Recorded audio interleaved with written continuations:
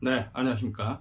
진정 배우를 꿈꾸는 사람들의 멘토 K액팅입니다. 오늘은 여러분들과 함께 연기 선생은 연기 시범을 보이면 된다, 안 된다, 이런 부분들에 대해서 살펴보는 시간들을 갖도록 하겠습니다. 제가 대학 다닐 때 선생님들께서 연기 시범을 보여준 적이 거의 없었어요. 그래서 그 당시에는 연기 선생이 연기 시범을 보이면 학생들이 가지고 있는 표현력, 창의력, 상상력, 아니면 본인이 텍스트를 해석하고 분석하는 능력, 이런 거를 망칠 수 있다고 해서 그렇게 시범을 보이지 않고 그랬던 케이스가 있었는데, 그리고 예전에 제가 읽었던 책 중에도 그런 내용이 있었던 부분이 있었던 것 같아요. 연기 선생은 절대 연기 시범을 보이면 안 된다. 왜냐면 학생들이 일방적으로 따라해서 그들의 연기를 망칠 수 있기 때문이다. 이런 내용의 글귀를 저도 읽었었던 기억이 있는데, 근데 저는 제가 오랜 시간 배우로 활동하고 연기 선생으로 활동을 하면서 왜 연기 시범을 보이면 안 되지? 이런 데 이제 의문을 가졌다가, 그러니까 저도 연기를 처음 가르칠 때 제가 배우로 활동을 하다가 연기를 처음 가르치면서 사실 학생들한테 연기를 가르치는데 이 학생들한테 연기를 어떻게 해야 되는지를 가르쳐 주는 게 되게 어려웠어요. 그래서 잘 안 되면 제가 이제 논리적으로 설명하거나 이론적 배경을 설명할 수 있는 능력이 안 되니까 어떤 경우는 그냥 연기를 시범을 보여주고 이런 느낌이야, 따라해, 이런 식으로 했었던 적이 있었죠. 근데 사실 이제 이런 식으로 접근하는 건 되게 안 좋을 수가 있는데, 그런 것들이 없으면 학생들 입장에서는 굉장히 막막하단 말이에요. 뭐냐면 어떤 대본이 있을 때 이걸 어떤 느낌으로, 그러니까 막 분석만 된다고 연기가 되는 게 아니니까, 그러니까 이걸 어떤 느낌으로 해야 될지 이제 감도 안 잡히니까 일단 감이라도 잡혀야 될 거 아니에요. 근데 대본이 뭐 이렇게 분석만 된다고 되는 게 아니니까, 어떤 연기 선생님들 같은 경우는 분석이 중요해, 그러면서 맨날 분석만 한다고 하는데 분석이 된다고 연기가 되는 건 아니에요.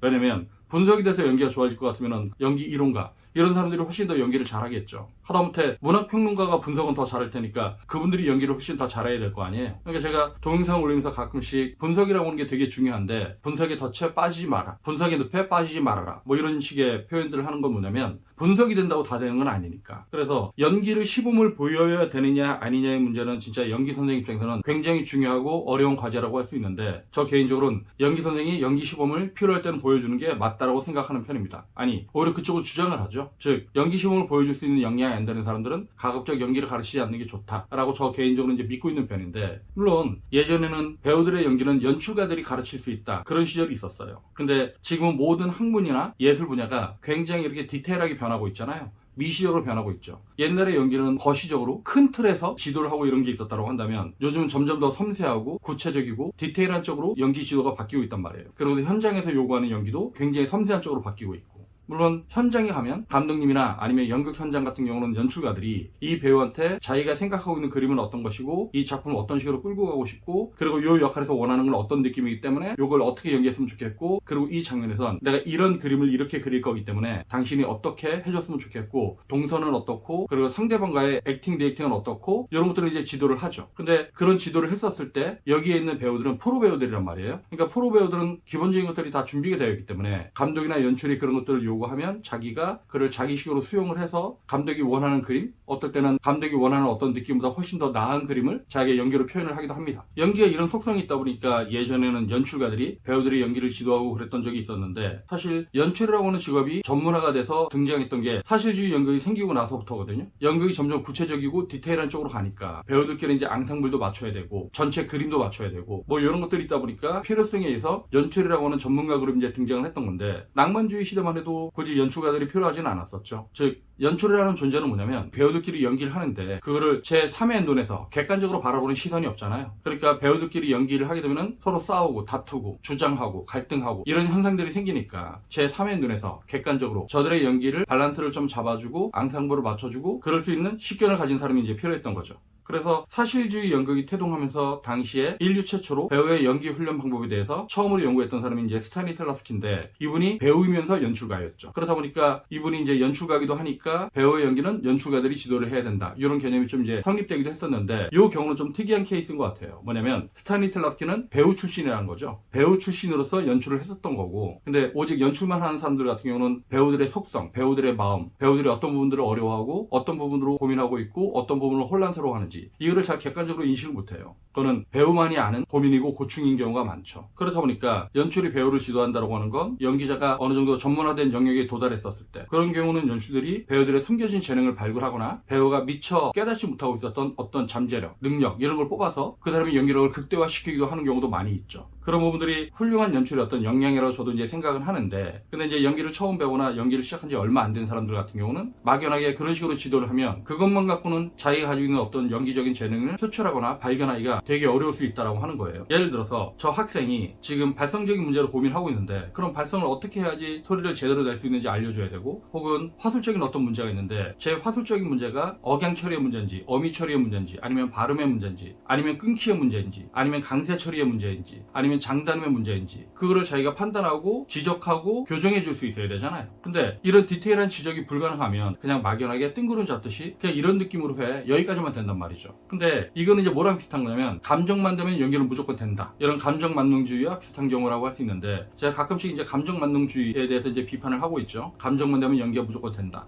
물론 진짜 감정이 되면, 진짜 그 자기 감정에 몰입할 수 있으면 연기가 저절로 잘 되는 속성들이 있긴 해요. 근데 그는 진짜 그 역할의 감정에 몰입할 수 있었을 때 이제 그런 현상들이 좀 생기는 거고, 근데 이거를 착각을 하면 오히려 연기가 산으로 가는 경우가 많이 있단 말이죠. 그래서 연기 선생들이 연기 시범을 보여줘야 된다고 하는 건 뭐냐면, 이 학생이 아예 감도 잡지 못할 때 어떤 방향성을 설정해주고 어떤 이정표를 세워주는 정도, 그런 정도의 역할로서 연기 시범이 저는 필요하다고 생각을 합니다. 즉, 이 대사가 되게 격한 장면이야, 그럼 격한 느낌이 어떤 건지는 보여줄 수 있어야 되잖아요. 혹은 이 장면이 되게 처연하고 슬픈 장면이에요. 그럼 이 장면이 처연하고 슬픈 어떤 분위기, 무드, 이런 정도는 대충 어떤 느낌이다 정도를 내가 시범을 보여주면 이 친구가 이 역할을 놓고 방향성을 설정하는데 되게 도움이 되겠죠. 그러니까 연기를 지도한다고 하는 거, 연기를 가르친다고 하는 거는 이 학생이 자기의 숨겨진 재능을 발휘할 수 있게끔 하기 위해서 우리가 수단과 방법을 가리지 않고 이제 접근해야 될 필요가 있어요. 예를 들어서 이 대본의 상황이 어떻고 이 인물끼리의 관계가 어떻고, 그래서 이 인물은 지금 어떤 상황에서 어떤 말들을 주고받고 있기 때문에 이걸 어떤 느낌으로 해야 된다 라고 하는 얘기를 해도 이 친구가 이해를 못하는 경우, 그러면 그 비근한 예를 들어서 만약에 너한테 이런 상황이 벌어지면 너의 엄마가 이런 식으로 했어, 그럼 넌 어떻게 할래? 이런 식으로 어떤 실질적인 예를 좀 들어서 이 학생들을 자극하는 방법도 있고,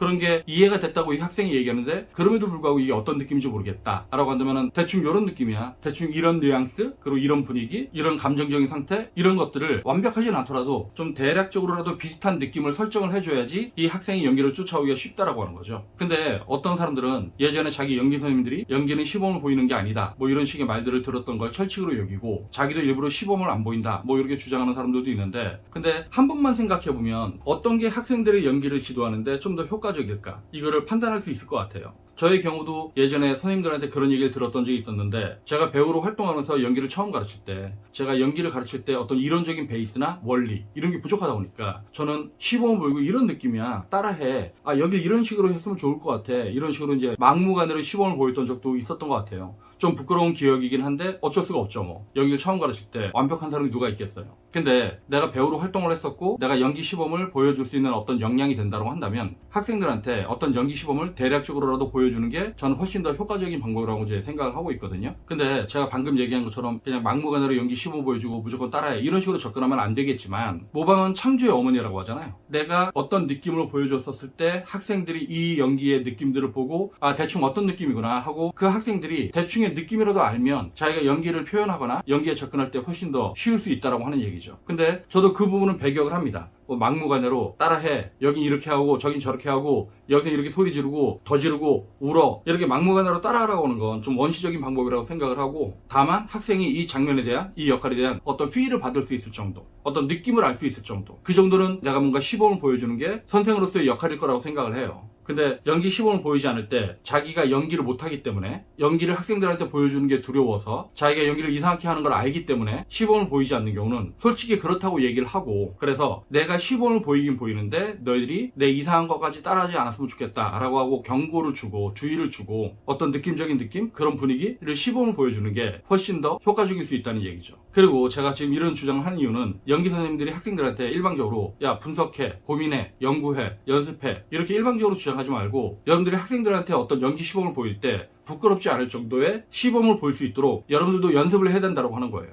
어차피 배우는 완벽할 수 없잖아요. 그리고 인간도 전인일 수가 없잖아요. 항상 부족하고 결핍이 있죠. 그래서 그 부족함이 있고 결핍이 있기 때문에 내가 좀 더 노력하고 나도 연습을 하고 좀 더 완성된 상태를 지향하면서 열심히 노력하는 거잖아요. 그러니까 선생님이 그런 식으로 접근을 했었을 때 학생들도 더 열심히 할 수 있는 거고, 그래서 저는 개인적으로 연기 선생이 연기 시범을 보이면 안 된다 이런 말에 대해서 좀 부정적인 견해를 갖고 있고요. 연기 선생은 연기 시범을 보일 수 있어야 된다. 근데 연기를 무조건 이렇게 따라해라, 이 장면은 무조건 이렇게 해야 돼, 이런 식의 일방적인 주장이 아니라 이런 느낌이야, 그리고 이런 분위기야, 느낌적인 느낌이 대략 이런 거 같아 라고 시범을 보여주면 학생들이 거기 안에서 자기가 연기를 표현하는데 도움이 될 만한 어떤 소스를 얻을 수 있다고 하는 거죠. 그리고 저도 개인적으로 연기를 무턱대고 시범 보이는 건 그렇게 좋지는 않다라고 이제 생각을 하기 때문에 제가 연기 시범을 보이거나 그럴 때 어떤 완전한 모습, 이거를 내 연기처럼 완벽하게 시범을 보이려고 하거나 이러지는 않습니다. 대충의 느낌, 대략적인 분위기 이런 정도로 보여주는 거고, 그러니까 저는 사실 유튜브에다가 제가 연기하는 모습을 어떤 대사를 완벽하게 외워서 연기를 뭐 유튜브에도 올리거나 이런 것들을 제가 지향하는 이유는 뭐냐면,